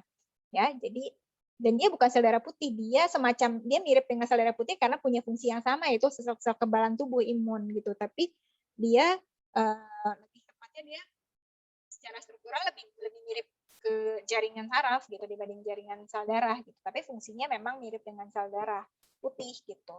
Ya, dia ajudan pribadinya neuron gitu ya, kayak gitu. Nah, terus udah punya ajudan pribadi, udah punya koki, terus punya asisten pribadi yang ngurusin semuanya. Siapa nih kira-kira yang banyak banget tugasnya? Astrosit. Ya. Ya, kalau asisten pribadi ngapain aja sih kalau orang itu kalau yang punya asisten pribadi ya dia mulai nyediain baju, mau pakai baju apa, jadwal gitu kan, mau ketemu siapa gitu ya. Lebih dari sekretaris pribadi. Kalau sekretaris pribadi kan cuma nyiapin jadwal, ngatur jadwal aja. Kalau asisten tuh semuanya, bukan cuma jadwal. Jadwal iya, baju iya, make up iya, kayak gitu ya. Kalau sakit dia juga yang duluan, kayak gitu. Nah, sama Astrosit itu asisten pribadinya si neuron. Ya. Neuronnya sakit atau terluka dia yang nyembuhin gitu ya. Neurotransmitternya itu lagi nggak diperluin, dia inaktifin gitu ya. Neuronnya butuh perkembangan lebih cepat, dia yang mempercepat kayak gitu. Dia yang menghubungkan ke jaringan-jaringan lain ke otak kayak gitu ya. Dia yang merangsang terbentuknya sawar otak gitu. Tadi yang saya sempat sebutnya sawar otak kayak gitu. Pokoknya fungsinya paling banyak di Astrosit. Dia sistem pribadinya si neuron gitu. Nah, oligodendrosit dia membentuk mielin. Tadi ada selubung mielin ya. Gitu. Nah, yang membentuk selubung mielin itu oligodendrosit. Kayak tukang jahit pribadinya lah, gampangnya kayak gitu. Ya. Nah, epidemal ya pelayan untuk membentuk cairan cerebrospinal ya. Kalau sawar otak khusus untuk perlindungan, kalau cerebrospinal bukan cuma untuk perlindungan, yang ngasih oksigen gitu ya, pengeluaran CO2. Nah, itu epidemal fungsinya. Kayak gitu, dan membantu sirkulasinya. Oke nih, oksigen keluar lewat sana ya, yang CO2 masuk oksigen masuk lewat sini, CO2 keluar lewat sana, kayak gitu-gitu ya. Nah, itu epidemal. Gitu. Oke, bisa dipahami analogi saya supaya gampang. Ya, karena kalau nggak ribet nih kita ngebayanginnya ya. Oke. Kemudian mielinisasi yang dilakukan tadi oleh oligodendrosit. Jadi akson itu tadi kan kita udah kenalan bahwa akson itu diselubungi oleh selubung mielin. Nah, pembentukan selubung mielin itu disebut mielinisasi. Ya. Kapan pembentukannya ya? Pada saat terbentuknya neuron baru. Gitu ya. Aksonnya tadinya lurus, belum ada pelindungnya, terus kemudian dibentuk pelindungan ini gitu ya. Misalnya pada anak bayi, pada toddler gitu ya. Toddler tuh anak umur 2 sampai 3 tahun ya. Batita gitu. Nah, itu dibentuk pembentukan mielinisasinya pada saat awal perkembangan otak ya, atau kalau neuronnya rusak, terbentuk neuron baru, regenerasi, itu juga terjadi mielinisasi gitu. Nah, saya tadi sempat nyebut neuron bisa rusak, bisa banget gitu ya. Kenapa gitu? Apa saja yang menyebabkan neuron rusak? Sebetulnya bukan cuman ini penyebab kerusakan bukan hanya pada neuron tapi pada sel secara umum ya. Bisa karena 3 hal secara utama, karena rusak karena fisik, karena kimia, atau karena biologi. Ya, kalau secara fisik itu misalnya karena benturan, ya kalau dari sinetron gitu ya, atau di kartun-kartun jatuh gitu kan, terbentur terus amnesia, nah itu kerusakan secara fisik, atau karena radiasi, ya itu juga secara fisik. Kemarin katanya ada peristiwa, saya kurang paham sih, nggak terlalu ngikutin beritanya, ada anak yang meninggal karena, benar nggak sih, nggak tahu sih saya, radiasi handphone gitu ya.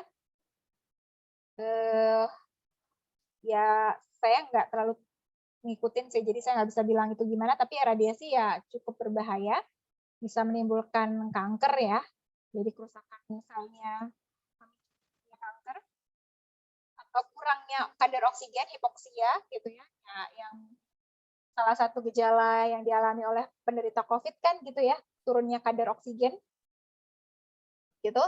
Nah, itu bisa merusak sel. Salah satunya adalah neuron, bisa juga rusak gitu. Nah,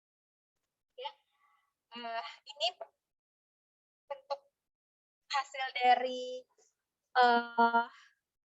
brain imaging sel otak yang normal. Ini orang yang menderita kuru. Kuru itu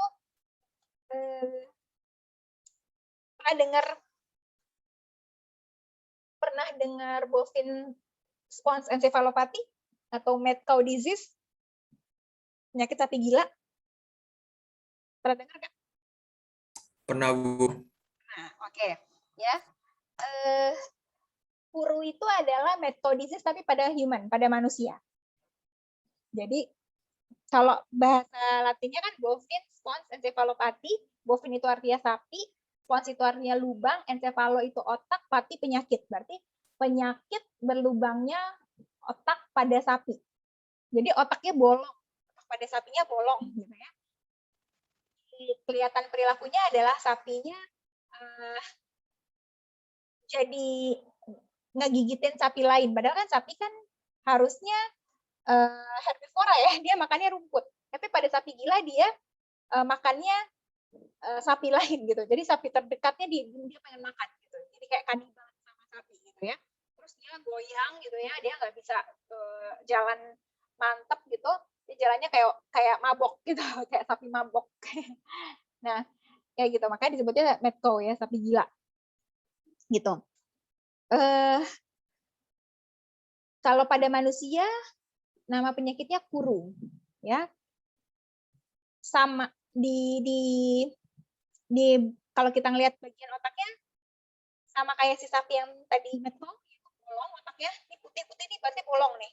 Harusnya kan ungu-ungu gini ya, ini bolong. Tuh, kosong, nggak ada neuronnya. Ya. Nah, gejalanya juga orang yang memiliki penyakit kuru ini jadi kanibalisme sesama manusia. Ya. Ini saya kasih contoh yang ekstrim sih. Sebetulnya otak berlubang itu otak yang sampai bolong banyak neuronnya yang mati itu bukan cuma penyakit kuru ya. Ada juga misalkan Alzheimer, ada juga misalnya Parkinson. Itu kalau kita lihat secara struktur neuronnya itu banyak banget yang bagian yang putihnya gini. Saya nggak kasih lihat contoh lain, gambar lain ya. Saya kasih contoh yang kuru doang ya. Gitu. Sebetulnya mirip. Kalau secara struktural, tapi gejalanya nanti bisa beda-beda ya.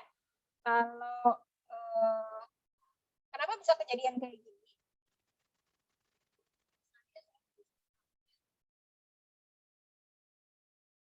Kalau di kelas tuh saya biasanya ngasih contoh spidol.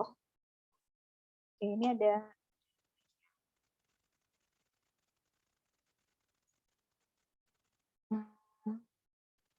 ya. Kelihatan nggak video saya? Saya stop share dulu deh. Nih ya, ada lipstick, ada apa concealer sama ada buat pembersih lensa ya. Ini anggaplah ini tiga-tiganya lah neuron. Ini saya cari struktur yang mirip-mirip ya, yang struktur yang ukurannya nggak jauh nih ya. Ini adalah neuron. Kalian bisa lihat ujungnya sama ya. Ujung depannya nih, ini adalah ini tempat keluarnya kan. Ini tempat keluar. Ini adalah ujung depannya ini adalah dendrit. Ujung belakangnya adalah akson. Ya, ini dendrit, akson. Ini dendrit, akson. Ini juga ya. Oh sorry, ini yang depannya ini. Ini dendrit, akson. Gitu ya. Nah, kan kayak gini nih. Ya. Dendrit, akson kan gitu ya, neuron ya. Tapi nggak benar-benar nempel ya. Nggak benar-benar nempel karena ada apa tadi? Ada sinapsis. Ya, jadi ada gang. Ya. Oke, ada gang di tengah-tengahnya. Kelihatan ya gangnya ya. Ini saya gimana caranya supaya nah gini ya. Kelihatan nggak sih? Nah, gini ya, kelihatan ya. Oke. Kayak gini ya. Oke.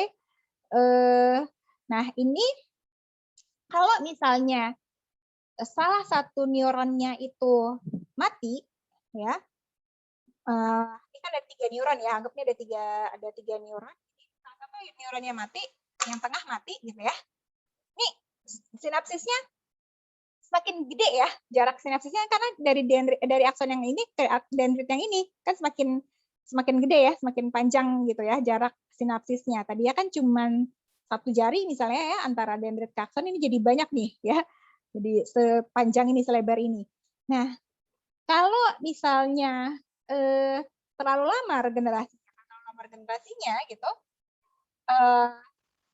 neuron yang ini, yang paling belakang ini, karena terlalu lama nunggu informasi dari yang dendrit dari neuron yang paling depan, karena yang tengah tadi mati, ini juga bisa ikutan mati, gitu.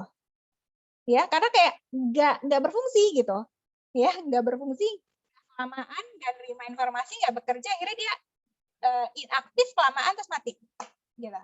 Di belakangnya lagi ada lagi mati, terus ke belakang mati. Nah itu kayak makanya tadi saya bilang kayak domino effect, kayak kartu domino yang begitu satu dipukul direbahin yang lain bakalan rebah gitu. Nah itulah yang menyebabkan kalau itu terjadinya sampai jutaan neuron itu bisa menyebabkan tadi yang berlubang ya. Kalau masih ratusan, masih puluhan, masih nggak apa-apa tuh. Karena sebetulnya nanti kita belajar ada yang namanya neuroplasticity. Neuroplasticity itu tadi kan jarak yang tadi kosong tadi kan segini nih ya. Nah ternyata akson yang di depan itu bisa menjalar, gitu ya. Dari saya ini aksonnya di depan, dan yang di belakangnya juga menjalar. Jadi dia mempersempit jarak neuron yang tadi. jarak sinapsisnya. Nah, itu neuroplasticity. Jadi kalau belum terlalu banyak neuronnya yang mati, sementara menunggu regenerasi bisa terjadi neuroplasticity ini. Gitu. Jadi neuronnya masing-masing neuron semakin panjang. Yang neuron depan akson yang memanjang ke belakang, neuron yang belakang dendritnya memanjang ke depan, itu neuroplasticity. Gitu.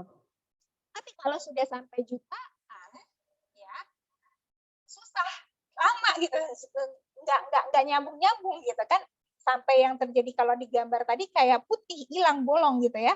Nah, itulah yang bisa menyebabkan berbagai penyakit berbahaya yang bisa mematikan. Ya, ini kalau kita lihat kotak yang normal itu juga ada yang putih-putihnya nih ya. Ini putih-putih ini juga berarti neuronnya banyak yang mati nih, tapi kan nggak parah gitu. Ini dia mulai nih, kalau kelihatan yang ini tanda panah yang saya gerakan ini kursornya, dia udah mulai ada akson memanjang nih gitu kan, kayak gitu. Ada ungu-ungu memanjang gitu kan.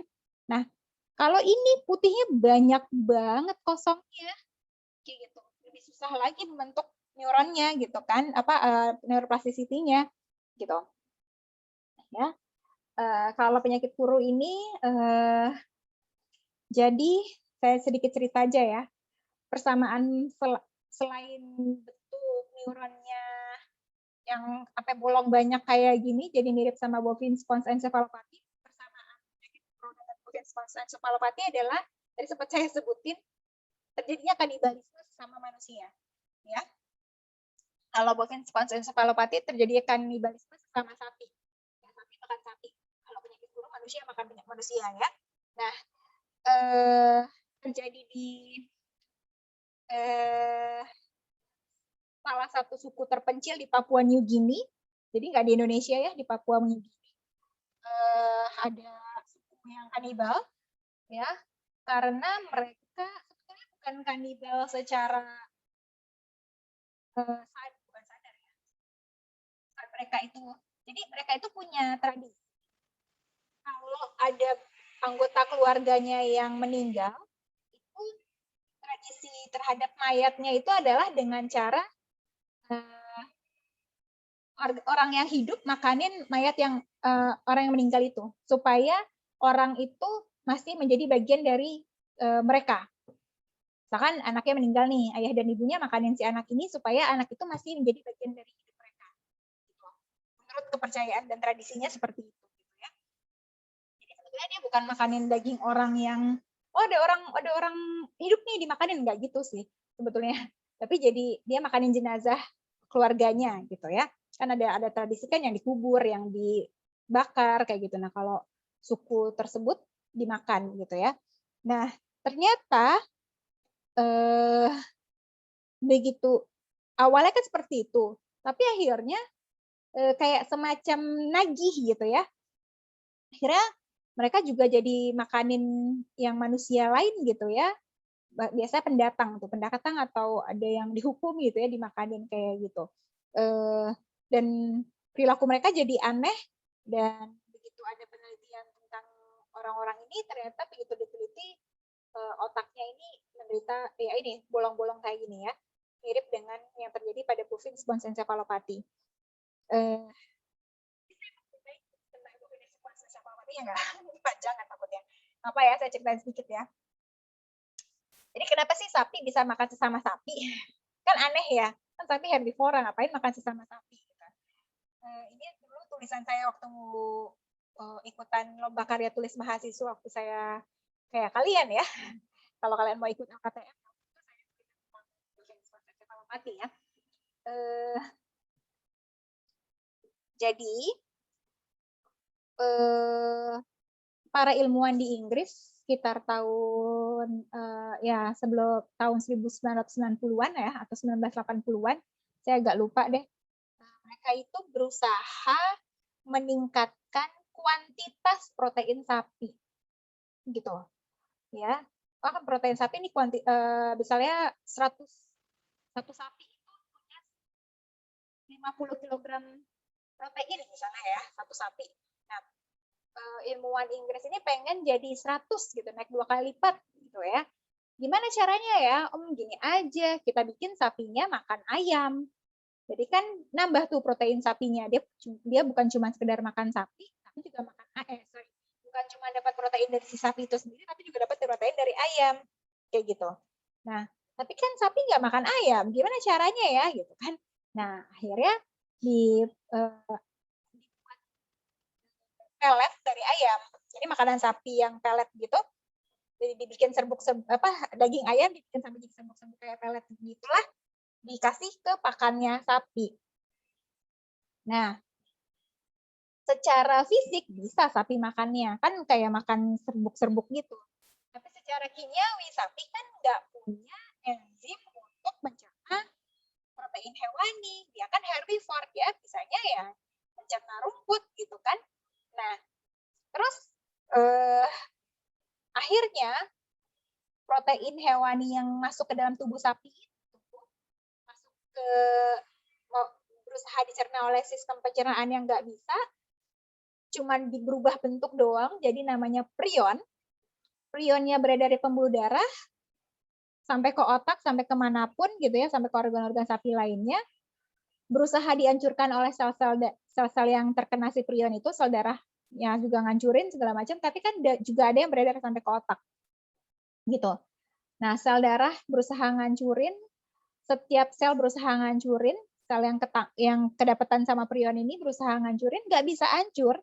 Nah, sel kalau nggak bisa menghancurkan sesuatu yang menurut dia bakal merusak dirinya, supaya sel lain nggak kena, dia melakukan nekrosis. Nekrosis itu adalah kematian, selnya bunuh diri. Gitu. Jadi, dia nggak apa-apa, dia berkorban supaya yang lain nggak kena. Kayak gitu. Ya. Nah, neuron melakukan nekrosis, banyak neuron yang melakukan nekrosis supaya nggak kena ke neuron-neuron lain.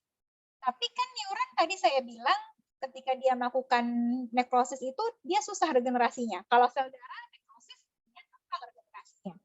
Ya, sel-sel organ lain nekrosis gampang regenerasinya. Neuron itu kan butuh tahunan, butuh belasan tahun, puluhan tahun untuk regenerasi. Makanya begitu dia nekrosis, sel-sel lain tadi ikutan satu sel mati, yang lain akhirnya tadi ya domino effect ya, mati, akhirnya terjadi bolong ini gitu. Dan karena sudah kemasukan protein hewani, jadi dia nagih untuk protein hewani, dia tadinya berusaha menggigit atau memakan hewan di sekitar dia yang lain, yaitu sesama sapi. Kayak gitu. Itu kondisi. Hal yang sama terjadi di manusia ya gitu tadi. Manusia yang makan manusia lain, kita nggak punya enzim untuk mencerna protein daging manusia, akhirnya protein daging manusia itu berubah jadi prion tadi ya. Nah, itu mirip cerita yang tadi, prionnya nggak bisa dihancurkan, akhirnya selnya mengalami nekrosis, jadi bolong-bolong kayak gini. Gitu. Ya, jadi kematian selnya seperti itu. Nah, kalau Alzheimer gimana Mbak? Kalau Parkinson gimana Mbak? Gitu ya. Nah, ya tadi kan kematian sel macam-macam ya bentuknya ya, penyebabnya gitu. Ya bisa karena obat-obatan, bisa karena mutasi genetik, bisa karena benturan yang hebat sehingga terjadi banyak kematian sel secara sekaligus sampai jutaan sehingga terjadi bolong-bolong seperti ini. Tapi kalau Alzheimer, area bolongnya di area memori sehingga mengalami kesulitan untuk mengingat. Kalau Parkinson di otak kecil, kayak Muhammad Ali ya, sering terkena benturan karena dia main tinju, gitu kan, di area belakangnya, di otak kecilnya, sehingga fungsi yang otak kecil atau cerebellum, nanti kita lihat pada saat ngomongin itu, tapi saya jelasin sekarang di awal sedikit, itu untuk mengkoordinasi gerak dan keseimbangan. Sehingga kalau orang yang menderita Parkinson, bolongnya banyak di cerebellum, dia nggak bisa mengontrol gerak dan keseimbangan, sehingga gerakannya kayak gemeter gitu. Dia mau menyatukan kedua tangannya aja gemeter. Kayak gitu. Dia nggak bisa smooth gitu, lurus kan gitu ya, menyatukan kedua tangan. Kalau ada yang Parkinson gini. Ya.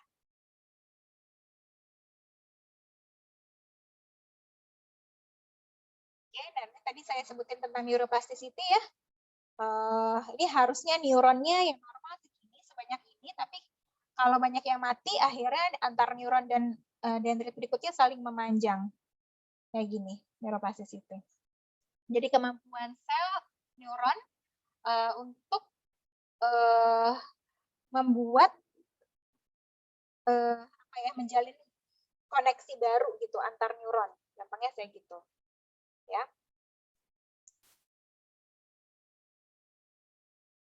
Oke. Ada pertanyaan? Ya, ini penjelasan-penjelasan lebih lanjutnya ya, tapi gampangnya neuroplasticity kayak gitu deh. Jadi neuronnya semakin memanjangkan akson dan dendritnya untuk ketemu lagi, untuk memperkecil sinapsis akibat adanya neuron yang bolong, neuron yang mati gitu, supaya mereka tetap bisa saling menyampaikan informasi. Tapi tentunya neuron yang mengalami neuroplasticity itu tidak sebaik neuron yang emang di tengah-tengahnya nggak bolong gitu ya, nggak mati selnya. Ya apa? Jadi walaupun dia telah mengalami neuroplasticity, tapi sinyal informasinya lebih lambat dibanding kalau itu benar ada neuron asli, yang bukan karena perpanjangan akson atau neuron atau dendrit gitu ya.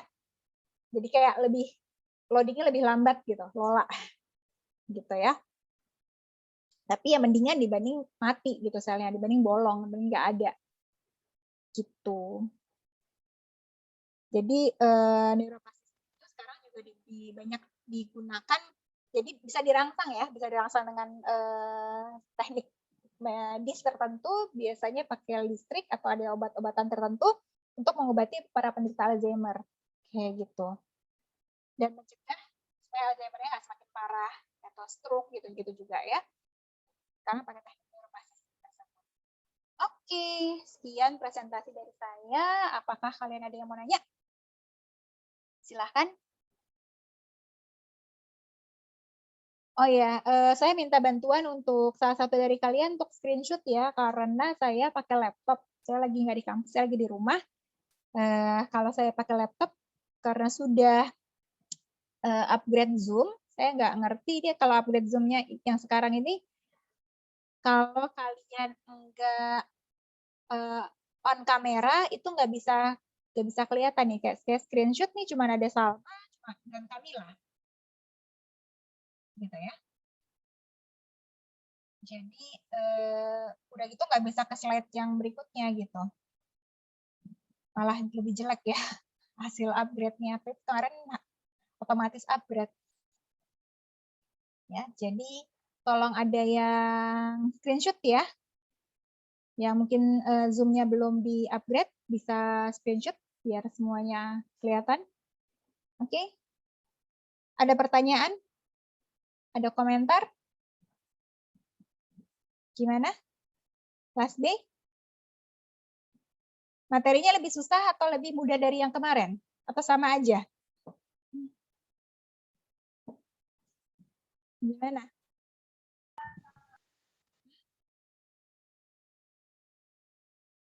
Sama-sama susahnya? Mungkin agak lebih susah, Mbak. Agak lebih susah ya, Saprila ya.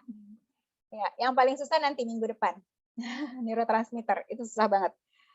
Terus nanti tentang otak, karena tadi yang saya bilang ya, kalau yang neurotransmitter kita nggak cuma ngomongin secara biologi, tapi secara fisika dan secara kimia juga.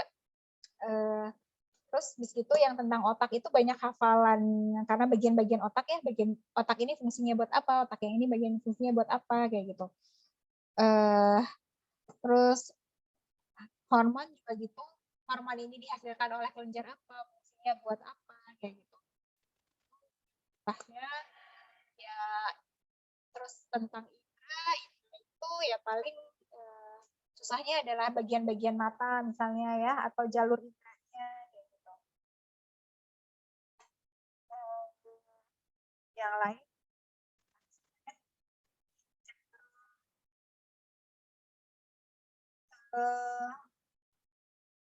cenderung apa ya, kehidupan sehari-hari yang habis UTS ya, misalnya tentang tidur, tentang makan, emosi.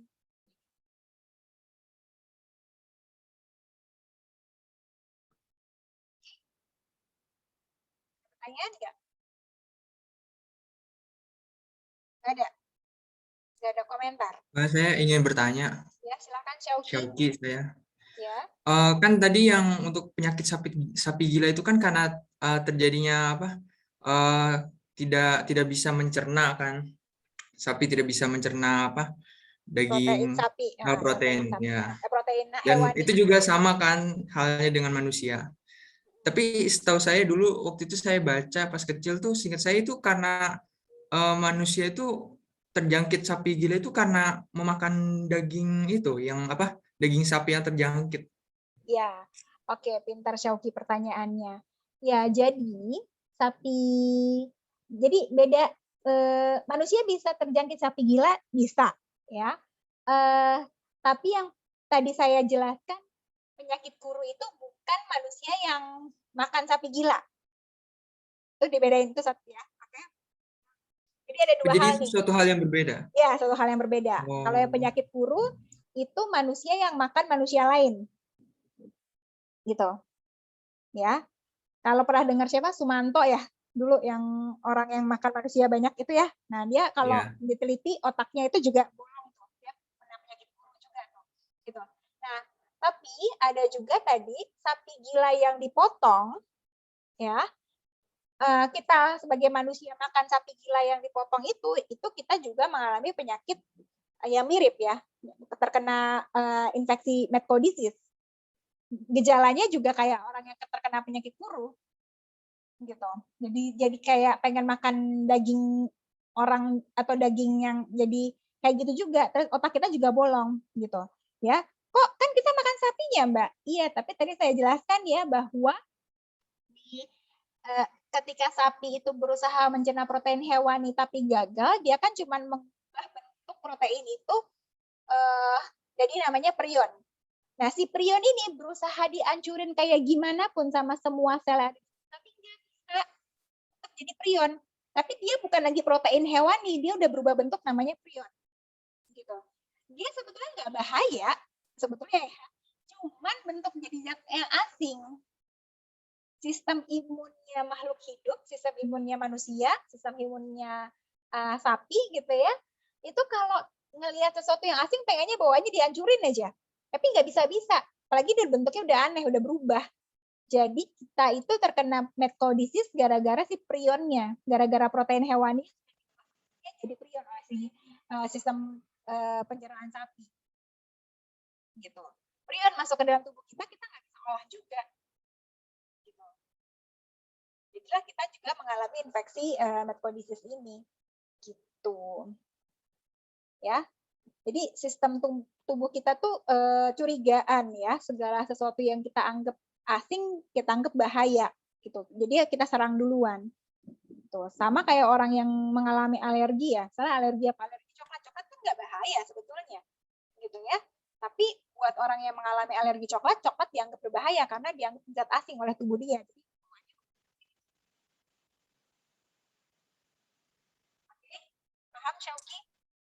Jadi prion itu menyebabkan reaksi kerusakan gitu ya? Iya, di tubuh manusia. Ya, menyebabkan kerusakan sel. Sebetulnya sel apapun bisa rusak, cuman sel lain kalau rusak dia cepat regenerasinya. Jadi sel apapun bisa rusak gara-gara si prion, cuman sel lain kalau rusak gampang regenerasinya. Kalau sel neuron butuh belasan tahun untuk regenerasi, gitu. Ya, terima kasih, Mbak. Oke. Ya, yang lain ada mau tanya? Bagus pertanyaannya, Syauki. Mbak, saya mau nanya. Ya, Syaprila. Kalau misalnya amnesia itu kerusakan neuron juga dong, Mbak ya? Amnesia itu adalah kita gejalanya lupa ingatan, kita melupakan memori tertentu ya. Banyak banget macamnya amnesia, ya. Jadi kalau dibilang apakah itu gara-gara kerusakan neuron, bisa ya, bisa tidak, ya. Coba ada yang bukan karena kerusakan neuron. Sekarang nanti kita sebenarnya akan bahas waktu kalian nanti semester 3. Ada yang namanya infantile amnesia. Infantile amnesia adalah individu itu lupa segala sesuatu waktu dia masih bayi. Ada nggak yang ingat memori kamu pertama kali ngomong apa ya gitu. Terus misalnya waktu kamu bayi, orang tua kamu bilang, waktu kamu bayi tuh mama pernah bawa kamu ke Eropa loh, ingat nggak? Gitu. Ada yang ingat nggak kayak gitu? Nggak ada yang ingat kan? Ya. Atau misalnya memori waktu kamu bayi itu waktu kamu belajar jalan terus kamu jatuh. Nggak ingat kan? Nggak ada yang satupun dari kita ingat waktu kita bayi itu ngapain aja, pengalaman kita waktu bayi itu gimana, kayak gitu. Nah itu namanya infantile amnesia, ya itu amnesia. Tapi bukan karena kerusakan otak, bukan karena neuronnya mati atau rusak sama sekali, itu enggak gitu, ya. Nanti kita belajar ya penyebabnya infantile amnesia. Tapi kalau kalian mau googling sekarang boleh deh, nanti terlalu panjang saya. Adalah amnesia yang terjadi tapi bukan karena kerusakan otak. Dan hampir semua individu mengalami. Setahu saya sih sebetulnya nggak ada ya individu yang bisa ingat masa bayinya, tapi ada beberapa orang yang ngaku pernah karena dia punya kecerdasan apalah. Tapi saya di film sih ada yang begitu ya, tapi secara nyata saya belum pernah baca jurnalnya kayak gitu-gitu. Ya, kayak yang jenius banget bisa ingat waktu dia bayi kayak gimana gitu. Jadi secara teori Piaget, Freud, dan beberapa ahli kognitif lainnya ngomong nggak bisa. Kita nggak bisa mengingat masa bayi kita, itu disebut infantile amnesia. Penyebabnya apa? Coba baca sendiri dulu. Ini saya ngejelasin itu nanti di psikologi perkembangan. Gitu, di semester 3 ya. Oke, ada lagi yang mau bertanya?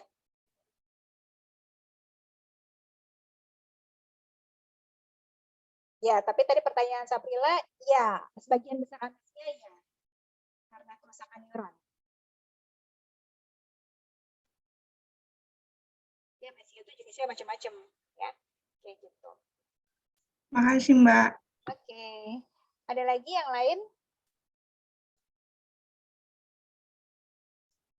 Dan kalau kita lihat, sebetulnya ya kematian neuron bukan cuma berkaitan dengan amnesia ya, tadi Parkinson, terus kalau kemarin kita ingat nggak ya,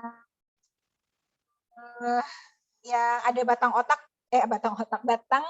nggak masuk ke otaknya, ya, itu udah berapa banyak tuh neuron yang mati, rusak, ya, mengalami banyak gangguan ya, kayak gitu. Kepribadian bisa bermasalah. Itu kalau si orang itu kan, saya lupa sih jadi namanya, itu kepribadiannya terganggu ya, dari jadi orang yang baik gitu, jadi gampang marah-marah, itu kan berarti emosinya terganggu gitu. Ya. Bahasanya gitu terganggu gitu. Amnesia juga ada yang misalnya pernah nonton 50 First Date nggak? Ya, anak psikologi harus banyak nonton ya. 50 First Date itu yang amnesia, tapi dia amnesianya nggak bisa inget kejadian yang baru. Kejadian yang lama sebelum dia kecelakaan dia ingat semua, tapi setelah kecelakaan sampai hari ini, sampai seterusnya, itu dia nggak bakal ingat. Jadi begitu dia tidur, bangun tidur, dia lupa nih kejadian kemarin apa. Gitu. Nah, itu juga salah satu jenis amnesia. Banyak banget ya jenis amnesia. Jadi kita kenalan beberapa lah. Nah, gitu. Di kognitif juga kita kenalan lagi tentang jenis-jenis amnesia kayak gitu ya. Gitu. Oke, ada lagi yang mau tanya?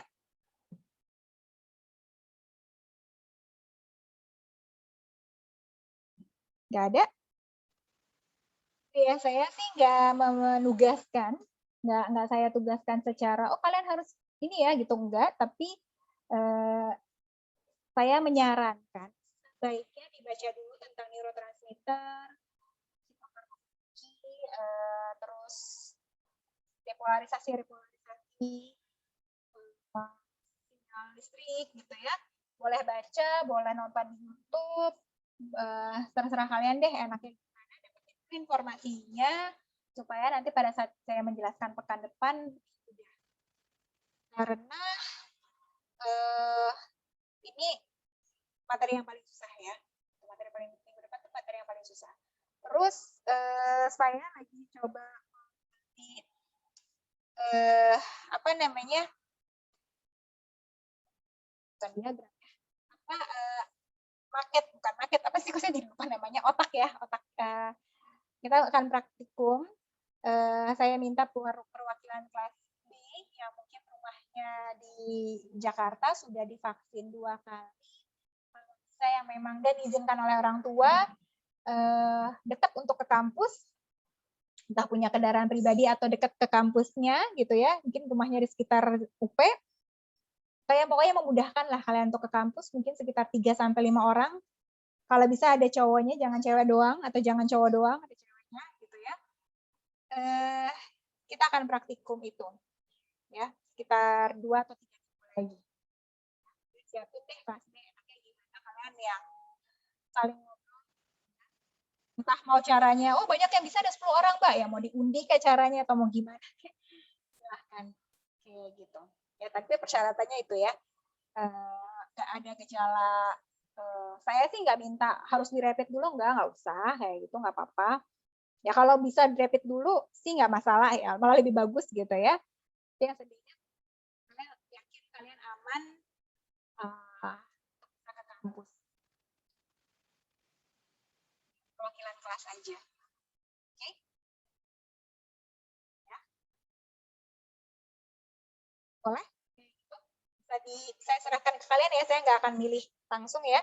Kan kalian nih mungkin yang ada di sekitar, ya pokoknya yang memudahkan lah dan diizinkan oleh orang tua ya. Gitu. Oke. Kalau nggak ada, tolong ada yang bisa screenshot. Saya nggak bisa screenshot karena kalau saya yang screenshot cuman yang tampil di kamera doang nih, yang on cam doang yang kelihatan. Boleh? Siapa ketua kelasnya? Saya lupa deh. Siapa sih di sini ketua kelasnya? Udah ada belum?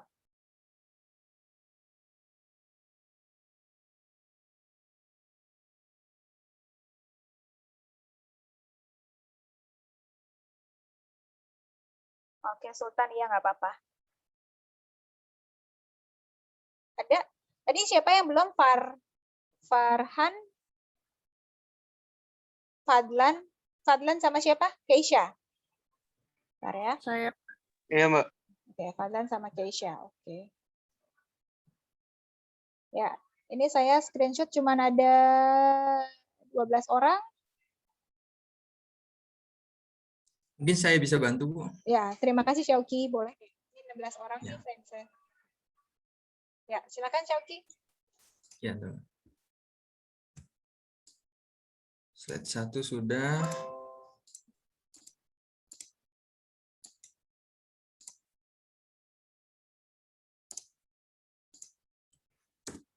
Ya, sudah ya. Oke. Slide yang kedua. Oke.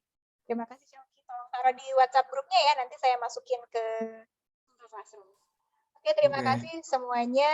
Kita ketemu Rabu depan. Sehat-sehat. Tolong nanti saya udah dapat nama buat kita praktikum ya. 2 atau 3 minggu lagi. Jadi saya kemungkinan sih 3 minggu lagi ya. Oke. Terima kasih semuanya.